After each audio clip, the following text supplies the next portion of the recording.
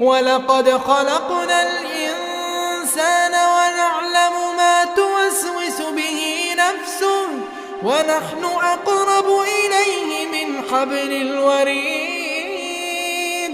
إذ يتلقى المتلقيان عن اليمين وعن الشمال قعيد ما يلفظ من قول إلا لديه رقيب عتيد وجاءت سكرة الموت بالحق ذلك ما كنت منه تحيد ونفخ في الصور ذلك يوم الوعيد وجاءت كل نفس معها سائق وشهيد